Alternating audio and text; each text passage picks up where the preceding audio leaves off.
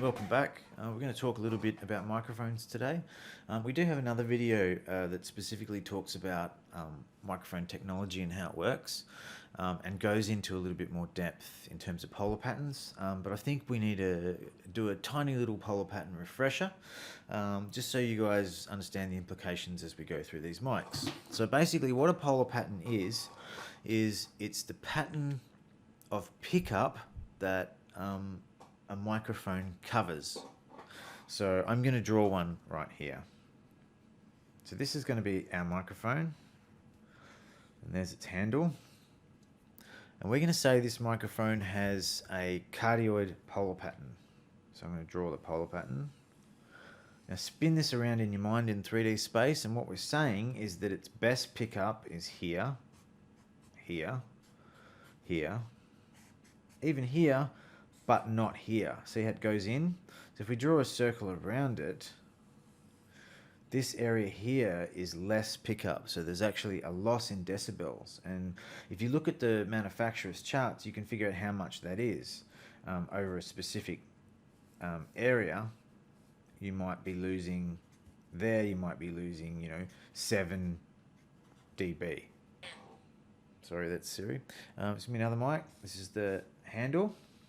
And this one, I'm going to draw a supercardioid. So it has a normal cardioid pattern and there's a little bubble behind it. Now what that means is that there's pickup behind the mic plus out front.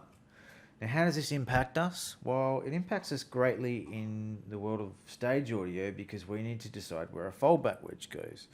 Now on a cardioid microphone, we'd often just put one foldback wedge directly behind the microphone, pointing back up to the artist so they can hear themselves. But in this case, if we did that, the microphone would be picking up the speaker and it would be more likely to induce a feedback loop.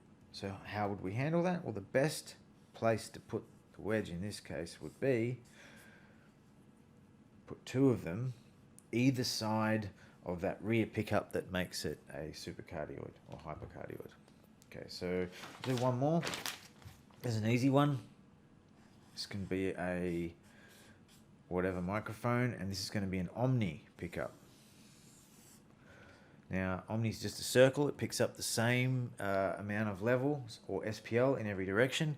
What does that mean? Would you use it on a live stage with foldback? Absolutely not. So you very rarely see Omnis in the live world, except for when they're recording things, and not for sound reinforcement. All right, so we've covered our polar pattern catch-up. Now we're going to look at some mics.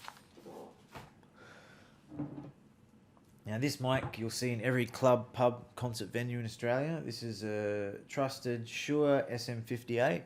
It is a dynamic, so it functions without an external power source, and it is a cardioid microphone. It's specifically designed for vocals. It has great rejection behind it, so this way coming from the handle. Yeah.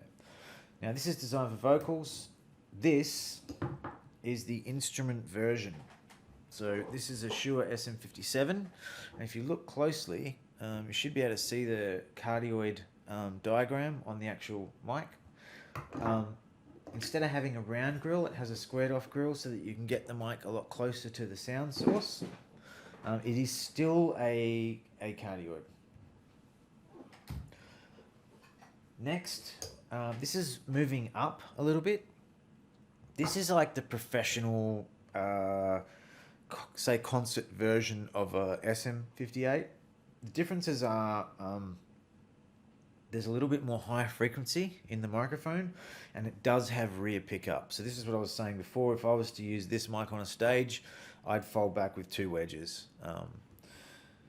It is a vastly improved version of an SM58. There's no comparison.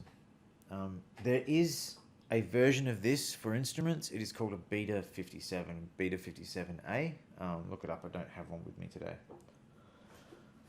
Now, every company who produces anything has a competitor.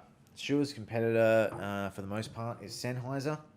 This is Sennheiser's version of a Beta 58. This is a vocal, dynamic supercardioid microphone. They actually sound very similar. Down into the cheaper series, very similar to 945. This is 835. It's not as tough. There's not quite as much clarity in the high frequencies. So we're going to look at an instrument mic now. Specifically, this is designed for guitar cabs. This is a Sennheiser E906. People always ask which way they go. It's really simple. Companies like their logo on camera. This is the logo side, face that towards the audience. This side that says front, point that towards the sound you're trying to pick up.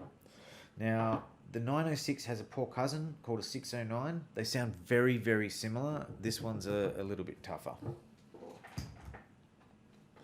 Okay, I think we're going to look at some drum mics now. Now this is interesting. This is a half cardioid and it is a condenser mic, so it requires a power source. Our power source is Phantom, so we enable that on the console, usually by the channel. So whatever channel we plug it into, we've got to turn Phantom on. This will now work. This picks up everything like a cardioid, except nothing beyond the plate. So where does this go? It goes inside a kick drum and it gets pushed all the way on a pillow to the closest we can get it to the drummer's foot, and it's really good at picking up that high SPL slap sound of a kick drum. Do we use it alone? Well, you could. It's got quite a lot of low frequency, but I like to use it in a pair alongside something like this. So this is a dynamic, purpose-built kick drum mic called a Sennheiser E902. To tell you the truth, I personally prefer Shure's version, which is a Beta 52. I just don't have one with me today. They're very similar mic. They're a really woofy, low frequency sort of mic. So this is actually quite unusual. This is a 903 E903, and this is a purpose-built snare mic. Really nice sounding, but not dissimilar to a Beta 57. So you could use either and you'd get a very similar sound. They're great at high SPL sources. So if something's really loud acoustically, this is a good fit. So I only ever really use this on snare, occasionally on toms, and I've had some luck using these on brass sections and horns, trumpets, saxophones, that sort of stuff. So we're going to look at a couple more purpose-built drum mics. This is a Sennheiser E904. This can be used on snare or on toms. I prefer to use the Beta 57 on snare and use this on my floor tom. This has a poor cousin, which is a E604. They sound pretty similar. This one's got a plastic housing. They don't last as long in this Darwin climate. I suggest if you live up here with us, buy the 904 for sure. And they're fine for snare and toms.